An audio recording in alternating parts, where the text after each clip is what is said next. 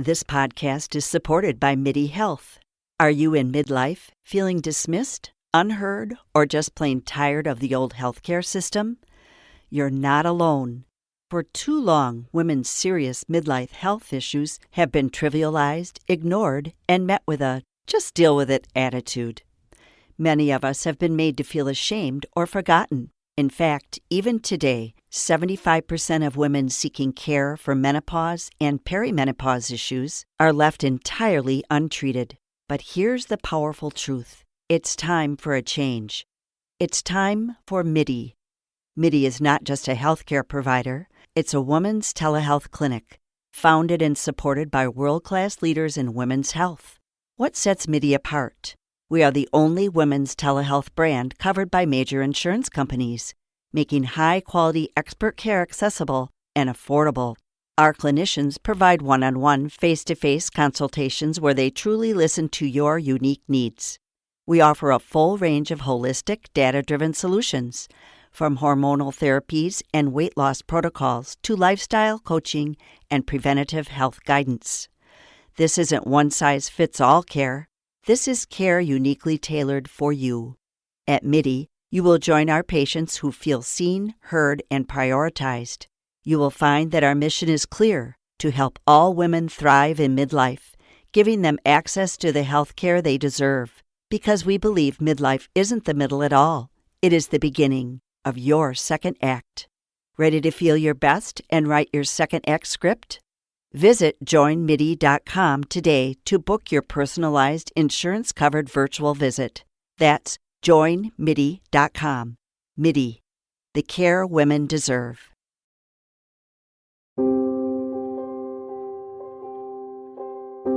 Hi, this is Dr. Stephanie Wautier, and I'm the host of Conversations with a Chiropractor. I believe healing often begins with connection, and that's really what this podcast is about. These are real conversations about health, healing, life, and the stories that shape us. Some guests come from the wellness world, some come from the community, and some simply bring a life experience worth sharing. My hope is that each conversation invites you to listen, learn, reflect, and maybe see your own life or healing in a new way. Sit back, grab a cup of coffee, and enjoy this conversation with a chiropractor.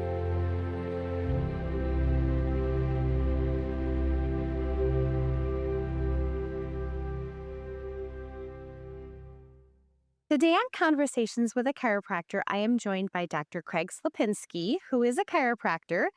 Dr. Craig and I actually went to Palmer College of Chiropractic together. We met in the year 2003.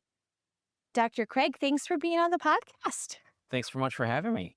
So you have had a very, very different route in your chiropractic world. You grew up in Wisconsin. You went to the University of Minnesota, Yep.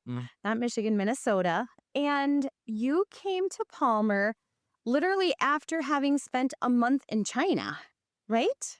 Yeah, so I've always liked traveling. I had my first international experience when I was in high school. I went to Mexico to build houses. You did. Yes, and then I was just shocked at how completely different everything was. And the novelty of everything, grew on me. I really enjoyed the diversity there. So that's how I began to enjoy traveling. And then when I was in college, I did a semester abroad in London. And then I backpacked through Europe for 4 months. And then Classic, like backpacking through Europe, staying in hostels. Yep. So I did all of that, loved it. And then after finishing undergrad, I had to leave my apartment, I think at the end of August. And Palmer didn't start until October. So I had a month where I didn't have any place to live. And so I was like, well, I'm going to travel then. What's a cheap place to go to travel? Because I don't have any money. And this was in 2007, I believe. And, 2003. I was like, I don't have any money. So what's a cheap place to go spend a month? And China was it. So went to China and I loved it, loved it, loved it. Wow. And then after spending a year at Palmer, I decided to take a term off. And then I backpacked through Southeast Asia for 3 months. Tell us what that was like. I didn't have much of a plan, and this is before the internet and everything, so I just had some travel books. And the only plan I really had was I'm going to fly into Bangkok. And if it's really hot, I'm going to go north. And if it's not so bad, I'm going to go south. But it was really hot. So I went north. So worked my way from northern Thailand into Laos and then circled around to Cambodia and then came back through Thailand. So the whole trip took me about 3 months. Wow. So for our listeners, I'm sure that they're thinking like, this guy's pretty adventurous. And you've already shown through your experiences that you can sort of manage different cultures, different languages. Like, I actually know someone who said that they're never going to leave the United States, but because they can't imagine being in another country where people don't speak the language. So tell us just a little bit even about that. As you're going to China and Southeast Asia, how did you navigate? How did you, find buses, trains, lodging without speaking the language? That's part of the experience. I always say that you never know who you really are until you go to a place where you don't know how to be. So, I don't know how things are working. I got to figure it out. It's just part of the adventure that I really enjoyed back then. And also like doing things on a budget because I didn't have any money. So I only had a couple dollars. I think my budget was maybe $20 a day. Wow. And I loved it there. I loved it. And I really loved China. And I always wanted to go back to China. You actually had a plan to go back to China and work after chiropractic school. Yeah. So when I had been in contact with somebody in China who owned a clinic. And so I had talked to him for about a year. And then right before I was set to graduate, he's like, I closed the office. So I don't have a job for you anymore. So I was like, oh my gosh, like I'm getting set to graduate and I don't have a job. That's scary. Very scary. I don't have any place to live. What am I going to do? So I was just looking at ads online and I saw a job for Ghana that came up. And so that's how I ended up going to Ghana for the first time. Wow. So you go to Ghana, Africa, when you're fresh out of chiropractic school and you're working in a clinic. Tell us like where. So I spent, I think, a week or two in Accra just for training. And then I went to a city called Takoradi. And Takoradi is a smaller city, maybe 300,000, let's say. And, went there and, when you're in school, you only see 20 people a week if you're lucky. And I'll never forget coming down the stairs because my apartment was above the clinic, coming down the stairs. There's 20 people in my waiting room. Wow. And I didn't have any fancy chiropractic table. It's just a wooden bench that I was expected to see people on. And so that was being thrown into the fire. And I do appreciate that time because I learned how to be a chiropractor. I learned how to adjust very quickly by seeing all these people. It was a high volume clinic. Yeah. So yeah, that's what I did. That's the thing with just like a wooden table in your hands. I mean, yeah, you like the rubber hit the road hard. You were, yeah, like you said, thrown into the fire, had to figure it out. Mm-hmm. I'm sure your skills were very fine-tuned at that point. They were. I learned how to adjust, and I appreciate that because when I came back to the U.S., I was a very good adjuster and, confident in my adjusting skills, and that makes all the difference in the world. When you're new, a new chiropractor isn't the best at adjusting. Yeah. It takes a while, and Practice makes perfect. practice makes perfect. So I got the experience, and I really appreciated that. So you met your wife in Ghana. Yeah, so I signed on for a 1-year contract, and then I started dating my wife and signed on for another year. So I was in Ghana for a total of 2 years. Before you came back to the U.S.? Before I came back to the U.S., yeah. Okay. So you guys come back to the U.S. and you start practicing in Wisconsin. Yep, Lake Geneva, Wisconsin. And you get set up with decompression specific chiropractic. Yeah, so I was brought in to, primarily just to do regular chiropractic, but also to introduce decompression. So I got interested in decompression a little bit there. And then the people that I was working for, we bought another clinic that had a DRX decompression table, which is a really advanced decompression table. And that's where I really got interested in non-surgical spinal decompression because I saw how effective it was. It really worked well. People were able to avoid surgery and the results were fantastic. And I got better at administering decompression. We added cold laser to it, which really helped, and then active rehabilitation. So we developed a whole program to rehabilitate the spine. This episode of Conversations with a Chiropractor is supported by Lemongrove Oil. One of the things I'm always paying attention to, both in this podcast and in my work, is where something comes from. Not just what a product says it does, but who created it, why they created it, and whether there is real care behind it. That is one of the reasons Lemongrove Oil feels like such a natural fit here. Lemongrove was founded by chiropractor Dr. Jerry Del Canton. This is not a random wellness brand that appeared overnight because CBD became popular. It grew out of the chiropractic world, where trust matters, where quality matters, and where people are often looking for thoughtful ways to support themselves between visits, during their busy seasons of life, and in the day-to-day routines that shape how they feel. Lemongrove offers professional-grade CBD products, including topical lotions, butters, roll-ons, and gummies. They focus on quality, transparency, THC-free formulations with third-party testing, and products designed with healthcare providers in mind. I think that matters because when you are choosing something for yourself or your family, you want more than nice packaging. You want to know there is a real philosophy behind it. If you're curious about Lemongrove Oil, visit their website at www.lemongroveoil.com. Visit the link in the description and use code DRStephanie at checkout to save 10% on your next order. This offer is exclusive to listeners of Conversations with a Chiropractor.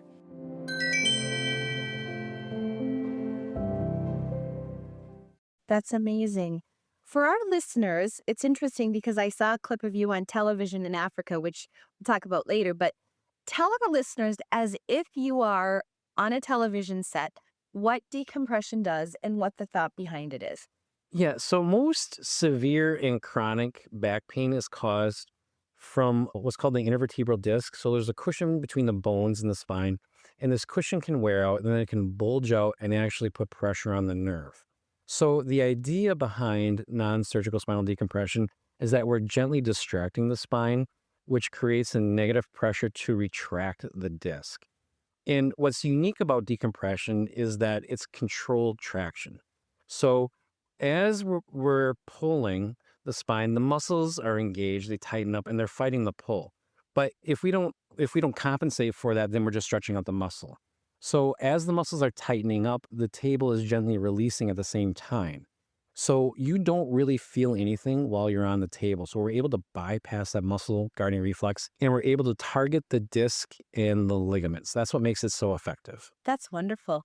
Because so many people think that, there's no hope, that they're destined to have surgery, they have a herniated or a bulging disc, and that's just not the case. The truth is that most surgeries can be avoided. And I can't help everybody that comes in. I can help most. But if decompression does not work for the patient, they can always do surgery later. Yeah. There's no, but once you have surgery, then the effects of that surgery are permanent. Yeah. Once you cut into the soft tissue, there's scarring. You're causing some instability in the spine. If you're doing a discectomy, you're cutting part of that disc out, and the disc is just going to wear out faster.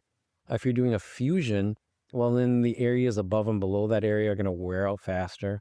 And then also a disc needs movement in order to heal. So if you're fusing that area, the disc isn't going to heal. So we're able to naturally heal the spine. It's wonderful and amazing. Now, Wautier Wellness, we do not have a decompression table, but you would find this very, very specifically if you searched it on the internet, right? Decompression is becoming more and more popular in the US. When I first started doing decompression around 2010, there were some places, but it wasn't super common. Now, I think in just about every major city, you'll find a place that does decompression. Mm-hmm. So, Craig, was it 6 years ago that you went back to Ghana and opened another clinic? Right. Different clinic than you worked at. So, after practicing in the US for a number of years, again, I began to crave something different. And then my wife was like, nobody does decompression in Ghana. Why don't we go back to Ghana and help the people in Ghana? Because Nobody wants back surgery there, and there's certainly a great need for it there. And I thought about it, and I was like, if I'm going to do that move, now would be the time while I'm still relatively young, and so let's go to Ghana, and that's what we did. So we sold my shares in the practice and sold our house and packed up all of our stuff in a container and moved to Ghana. Wow. You opened your first clinic in Ghana in a different place than you worked at before, right? So previously, when I was in Ghana, I was primarily based in Takoradi, but Accra is the capital. It's the main center of Ghana. So we opened up our clinic in Accra. And you have had astounding success. Like I mean, like we won't get into all the details, but you're now opening your fourth clinic, your second in Nigeria, you have two in Ghana. After we opened up the Accra clinic, things were going great, and we're getting people from all over Ghana. And so then we decided to go back to Takoradi, where my wife is from. So we opened up a clinic in Takoradi. And later on, one of my patients who brought his mother from Nigeria came in and was like, this works really well. Let's open up something in Nigeria. And at that time, I was getting patients from all over West Africa. I was getting patients from Sierra Leone. I was getting patients from Liberia, Nigeria, Mali. So I was getting patients from all over. And Nigeria has a huge population. So that seemed like the next logical move was to open up a clinic in Abuja, which is the capital of Nigeria. So we opened up that clinic. And then about a year later, we opened up an office in Lagos, which is the largest city in Nigeria. Wow. So I just feel like this is pretty spectacular because, as a small business owner and as someone who's, I don't want to use the word micromanage, but like, I just feel like the devil is in the details. And there's so many details that, like, it seems like something truly, like, almost magical is happening. That you have all of this staff, all of these people, all of this amazing technology that you're bringing to now 4 cities in 2 different countries in Africa. I mean, that's pretty astounding. Yeah, I think the need is there. The Africans can appreciate what we're trying to do. And so, and we have the protocols that are set up, and I'm able to fortunately hire really great doctors that are running the clinic. So I have 3 doctors right now that are doing a fantastic job, and then we also have physiotherapists that work at the clinic, nurses, exercise specialists. So we have a whole host of a big team that's doing a really wonderful job. That's amazing. Now, there are no chiropractic schools in the entire continent of Africa, correct? Actually, in South Africa, they do have a chiropractic school, or I think more than one. But in South Africa, it's a master's degree. It's not a doctorate program. So any chiropractor who is working there in Ghana or Nigeria has been trained in the United States, has their doctorate from a school in the U.S. All the doctors I believe all the doctors in Ghana, they were all trained in the U.S. In Nigeria, there's not many chiropractors at all. But then anybody that works for me, all of them are trained in the U.S. or Canada. So what I've always been so intrigued by is that, when you go to Ghana, Craig, you are almost like in elite status. Like chiropractors in Ghana are on the same playing field as a doctor, physician, MD, correct? Yes. So it's chiropractic in the U.S. can be difficult because you're dealing with third-party payers. And you want to do something like non-surgical spinal decompression typically is not covered by insurance. So we're not on the same playing field. I had many consultations with patients that said, my insurance will cover surgery, but it doesn't cover this. I'm going to go with the surgery. Whereas like in Africa, the insurance doesn't cover either. So you're better off. Non-surgical spinal decompression is cheaper and more effective than surgery in most cases. So people are going to opt for us. This is one of the things I think is so tricky in the United States is that we have just culturally been dependent on what our benefits cover, right? Like if our benefits cover like a $200 eyeglass frame, we're going to choose that even if it's maybe not the best frame for us. As a very, specific example, like in the optometry world and in chiropractic, people are going to choose a chiropractor that takes their insurance, even if there's a different chiropractor that has different tools and techniques.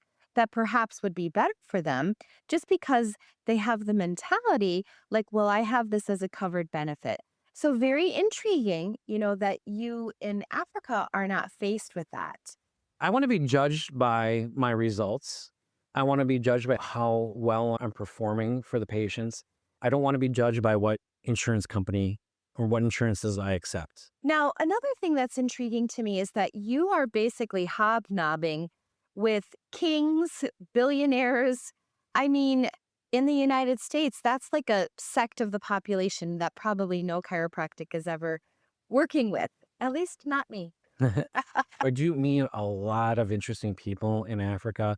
I have a diverse set of patients. You can have a taxi driver that's sitting in my waiting room along with somebody that controls billions of dollars. And it's really fun to see all the different kinds of people that are coming in. Yeah, it's amazing.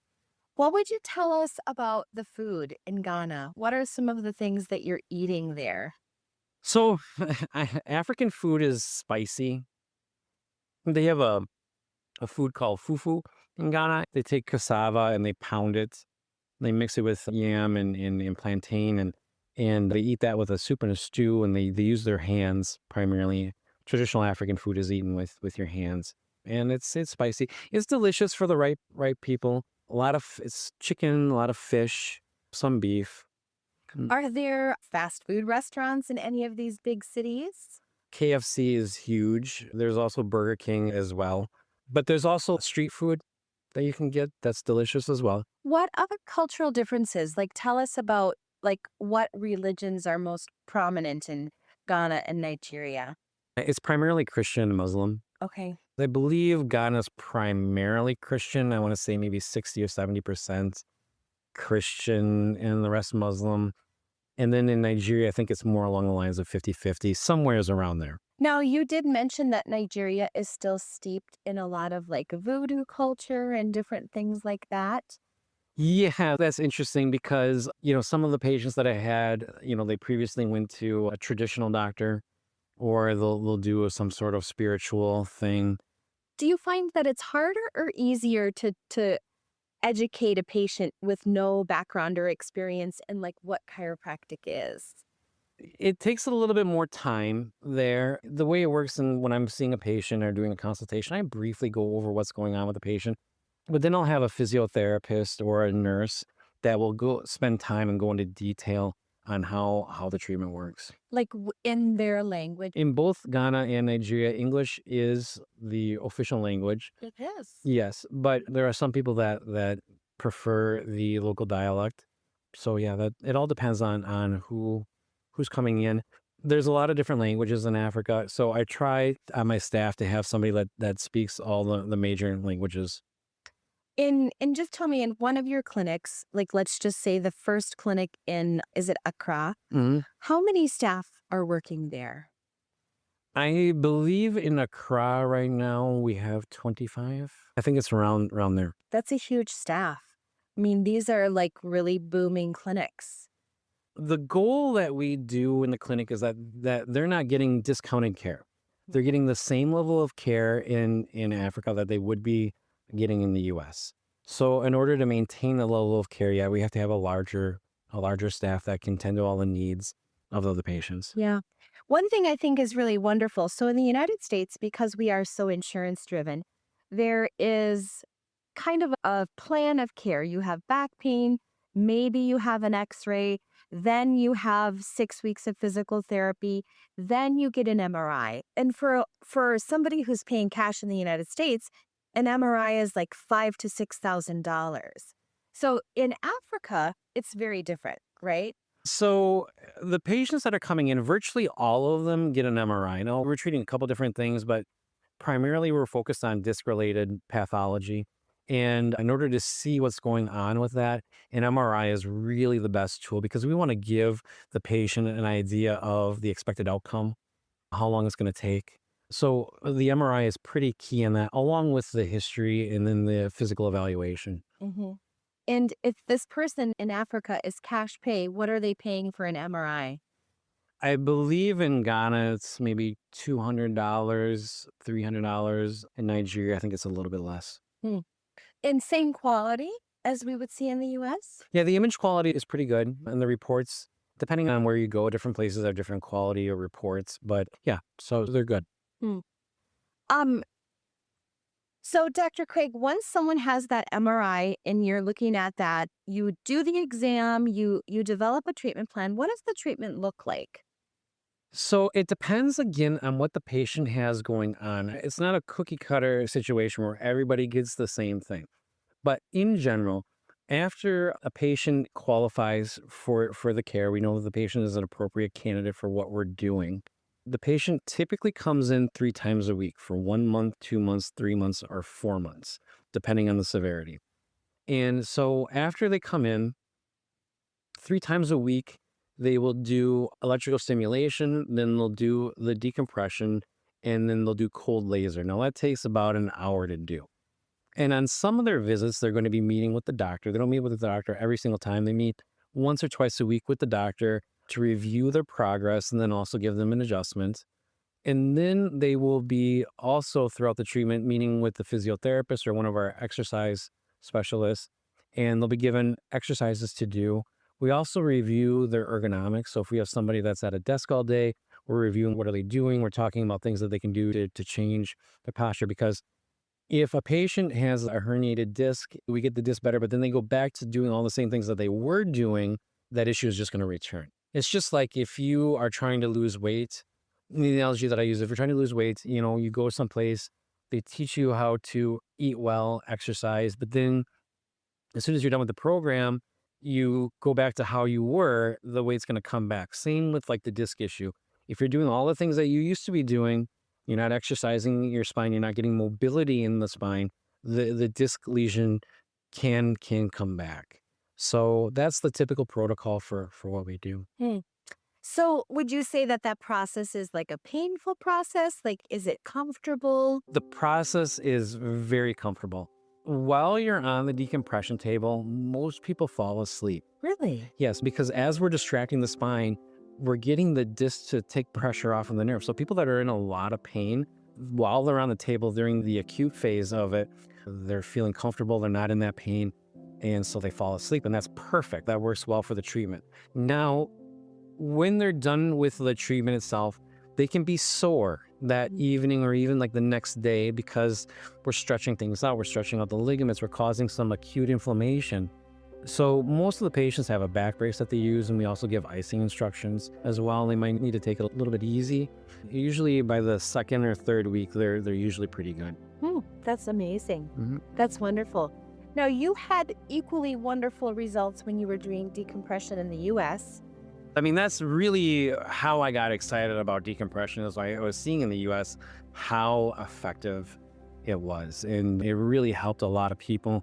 I'm a big fan of decompression. And I think anybody that's going through severe chronic back pain, anybody that's taking pain medication on a consistent basis, or they're having their life interrupted where they can't lift, their kids or grandkids, or they can't sleep at night, or they're having a difficult time working, this is a really great option. And I would really encourage anybody to find a decompression center, look them up and give them a call. That's wonderful. This has been such an amazing opportunity for us to catch up and hear what's going on. And if our listeners are interested to follow you or check things out, tell us where we can find you on social media. Right. So if you know of anybody that's suffering in West Africa, they can certainly Google Spine and Nerve Center Ghana or Spine and Nerve Center Nigeria. They'll find our website. Or, we're on Facebook, we're on Twitter, we're on Instagram.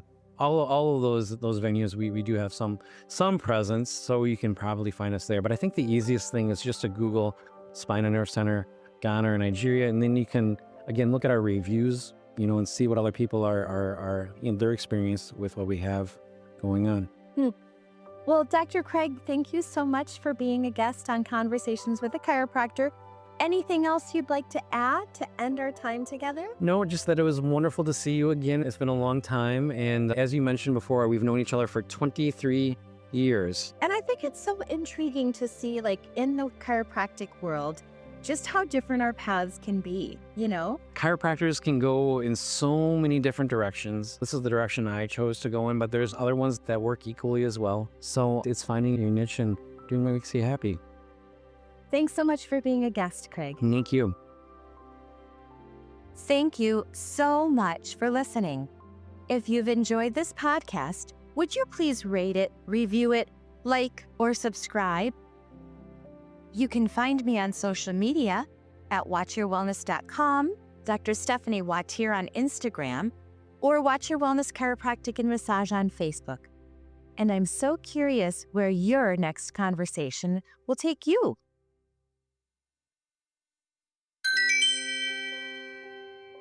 This episode of Conversations with a Chiropractor is supported by Lemongrove Oil. One of the things I'm always paying attention to, both in this podcast and in my work, is where something comes from. Not just what a product says it does, but who created it, why they created it, and whether there is real care behind it. That is one of the reasons Lemongrove Oil feels like such a natural fit here. Lemongrove was founded by chiropractor Dr. Jerry Del Canton. This is not a random wellness brand that appeared overnight because CBD became popular. It grew out of the chiropractic world, where trust matters, where quality matters, and where people are often looking for thoughtful ways to support themselves between visits, during their busy seasons of life, and in the day-to-day routines that shape how they feel. Lemongrove offers professional-grade CBD products, including topical lotions, butters, roll-ons, and gummies. They focus on quality, transparency, THC-free formulations with third-party testing, and products designed with healthcare providers in mind. I think that matters because when you are choosing something for yourself or your family, you want more than nice packaging. You want to know there is a real philosophy behind it. If you're curious about Lemongrove Oil, visit their website at www.lemongroveoil.com. Visit the link in the description and use code DRStephanie at checkout to save 10% on your next order. This offer is exclusive to listeners of Conversations with a Chiropractor.